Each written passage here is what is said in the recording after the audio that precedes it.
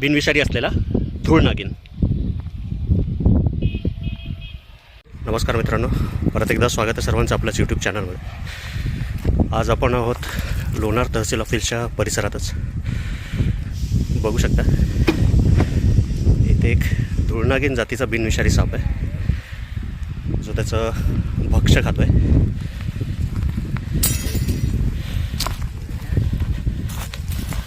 ये इकडे.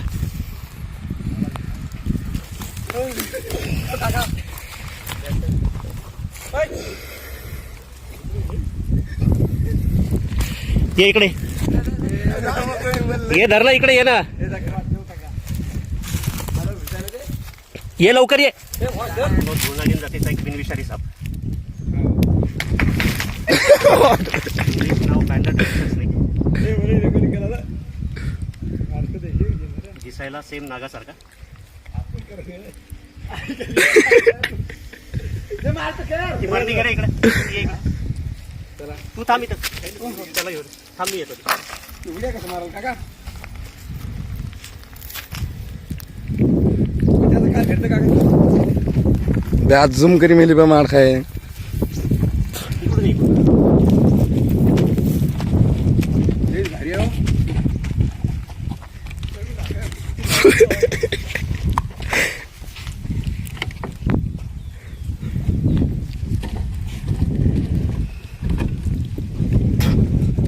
सुरक्षित रेस्क्यू दिव्यात सोडून यायला याच्या नैसर्गिक वातावरण हे मानवी वस्तीपासून होतो. ठीक आहे, कर बंद. हे मित्रांनो, आता आपण तहसील ऑफिसच्या परिसरातनं रेस्क्यू केलेली धूळ नागिन.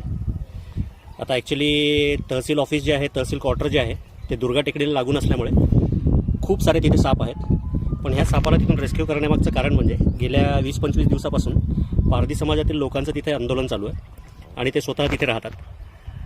तर साप मारला जाईल ह्या भीतीमुळे त्यांना आधीच सांगून ठेवलेलं आहे की इथे सापांचं प्रमाण भरपूर आहे आणि एवढ्यावर जर एखादा साप वगैरे जर दिसला तर कृपया मारू नका आणि मला सांगा म्हणून. त्यामुळे ह्या सापाला तिथून रेस्क्यू केलं आहे. नागासारखा सेम दिसणारा रंग आणि फक्त बाकी नागाच्या आणि ह्याच्यामधला फरक आयडेंटिकल जो म्हणता येईल तर नागाचं जे तोंड आहे ते त्रिकोणी आणि मोठं असतं, पण धूळ नागिनचं जे तोंड आहे ते निमुळतं आणि लंबुळकं असतं. बिनविषारी असलेला साप धूळ नागिन.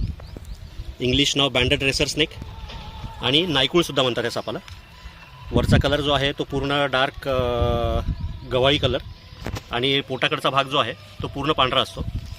लहान असताना ह्या सापाचं पिल्लू जे आहे ते पूर्ण डार्क चॉकलेटी कलरचं किंवा भुरक्या ग्रे कलरचं म्हणता येईल आणि अंगावर पांढऱ्या रेषा असतात.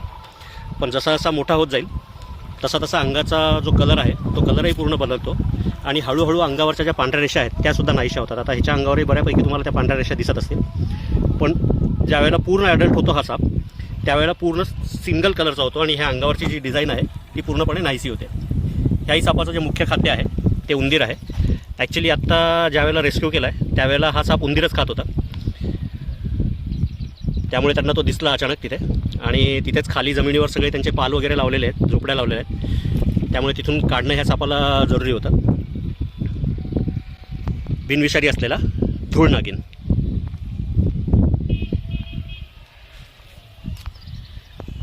काही काही ठिकाणचे काही काही एरियामधले ज्या धूळ नागिन आहेत त्या एकदम पूर्ण तांबड्या किंवा लाल रंगाच्या सुद्धा दिसतात.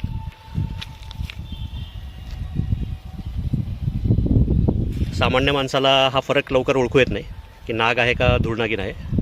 असंही कुठलाही साप निघाल्यानंतर कॉल आल्यावर सगळ्यात पहिले आम्हाला हेच सांगण्यात येतं की आमच्या घरात खूप मोठा नाग निघाला आहे. म्हणजे लोकांना नाग आणि साप हा फरकच माहिती नाही. साप ॲक्च्युली ही जनावरांमधली एक जात आहे आणि बाकी जसे नाग झाले, धामण झाले, धूळ नागिन झाली, घोणस झाले, ह्या सगळ्या त्याच्यातल्या प्रजाती आहेत. पण लोकांना साप आणि नाग अशा दोनच गोष्टी माहिती आहेत असं म्हणलं तरी चालेल. त्यामुळे ह्याबद्दल जनजागृती होणं खूप जास्त जरुरी आहे. आणि गेल्या बऱ्याच वर्षांपासून म्हणजे जवळपास 31 वर्षांपासून मी ह्याच्यावरच काम करतो आहे की लोकांची थोडीशी सापांबद्दलची जी भीती आहे ती कमी व्हावी आणि आपलं सहअस्तित्व कसं राहील ह्याकडे माझा कल आहे. साप कुठले रेस्क्यू करायचे हे सुद्धा फार महत्त्वाचं आहे. ज्यावेळेला आपल्या घरात आहे, आपल्याला ज्यावेळेला त्याची अडचण होते त्यावेळेला त्याला रेस्क्यू करणं खूप जास्त जरुरी आहे. मोकळ्या भागातले, शेतातले वगैरे साप रेस्क्यू करणं हे संयुक्तिक नाही आहे, कारण आपल्या एवढ्यात जगण्याचा अधिकार त्यांनासुद्धा आहे. देऊयात मित्रांनो सोडून. धुळनागीन अतिशय चपळ असलेला साप.